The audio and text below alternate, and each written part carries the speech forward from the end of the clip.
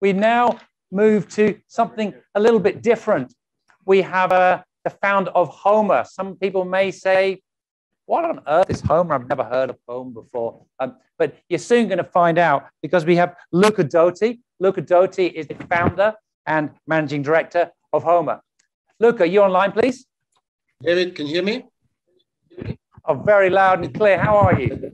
I'm good. It's good to see you. See you too. A little bit about HOMA. What does it mean exactly? And has it changed during this period, the meaning of it? Yes. So HOMA is a network of co-living. So we'll open 3 co-livings in the next 2 years in Thailand. The first one is in Phuket town, just right across the street of Bangkok Hospital. Second one is in Sriracha, Chonburi province. And the third one is at the entrance of Laguna. And we are actively looking at expanding our footprint in Bangkok and Chiang Mai. So for us, co-living is a property which is mainly catered to long-term residents, which is affordable, is sustainable, is tech-enabled, and is community-driven, hence co-living. And I think, yes, it has evolved, the concept of co-living in the past, especially the past year and a half since COVID. We like to call ourselves co-living 2.0 because we are not the classic co-living where people share kitchen and share private spaces. Every apartment, and we range from studio to all the way to 3-bedroom apartments, are independent with kitchenette, and they offer all the privacy that somebody could need, but at the same time, it offers community. So events and programming within the property that will allow people to get together and get to know each other. So like a little neighborhood. Best of both worlds in a way. Yes, exactly. You can still have your privacy, because that was always, that was always going to be the big concern about the co-living concept. Not everyone wants to be together all the time. As maybe before, people are a little bit more fearful of that sort of experience. Okay, that's great. How about as a real estate model? How does co-living actually work? I understand in Phuket town, you've got a project that's going to be opening, I think it's towards the end of the year, which has, it's a project of scale. There's over 500 rooms. How is that working as a real estate model? So again, this is a little bit different from the classic co-living that we're probably seeing in other cities in Asia or in the rest of the world, where it was usually an asset-light model. So you will have like a management company that was leasing various properties, and it was just like running some sort of like lease arbitrage. In this case, we develop it ground up from scratch with our fully integrated value chain. We own and operate the property. So this really gives us the ability to control every aspect of design and as well as the property management. And we really look forward to create a community even beyond the boundaries of our properties, because I believe that that's the whole point, right? Where you really, from a business perspective, you really reap the whole benefit of creating community within a real estate property.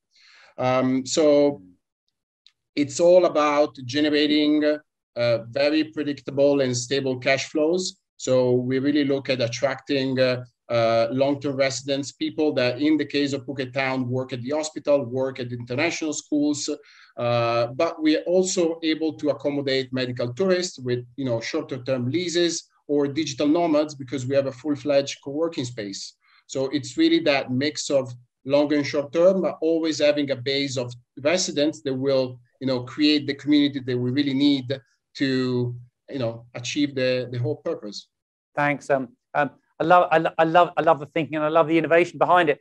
One thing I was looking at your website, and I've looked at the brand, and what I found fascinating too is it's quite deeply rooted in sustainability, just in many different ways. I'd really like to ask you a little bit about that from the point of view of financing and real estate development, as that's really the topic for today. Yeah, so we're going to be the very first residential apartment building in Thailand, which is going to be LEED certified, which is a global organization that recognizes efforts in the sustainability space. We've also been working closely with IFC, the World Bank, and the property will be EDGE Advanced certified. But apart from the certifications, which obviously they look good, but we really we really look at designing the space in order to be a better place for living. So, and this goes from energy savings initiatives, from solar panel, energy efficient glazing, energy efficient kitchen appliance and air conditioning, but also natural ventilation, air quality monitor. So everything that will make the space more healthier and more livable for residents. Yeah, thanks. I understand from a financing point of view, Luca. You were able to secure please correct me if I'm wrong here, but $20 million UOB loan. It's kind of a green loan of some sorts. Would really be interesting to know more about that. Yes, we're very fortunate to be supported by UOB. And the UOB has a sustainability framework that actually promotes sustainability efforts in the real estate space, but not only the real estate space, in different categories of business. But we were able to secure a green loan, which is basically like a loan with the commitment to be sustainable in all our practices. So we've been basically pledging to reduce carbon footprint and adopt all the energy efficiency solution that I just described. Just kind of a nice to have. It wasn't just something to appeal to customers. It's actually had a kind of an important financial bearing on your business model. Yeah, and if I may add, I mean, we really took the step of like looking at each of these investments that we were making in sustainability and calculate the impact on returns that this could have. Even if something is probably more costly upfront, the energy efficiency and the savings on the operating expenses that this is going to produce over the years and the multiple that may have upon exit will be accretive to the return of the project. So everything that we're doing is not only good for residents and for society, but it also has an economic returns, which is very valuable to us.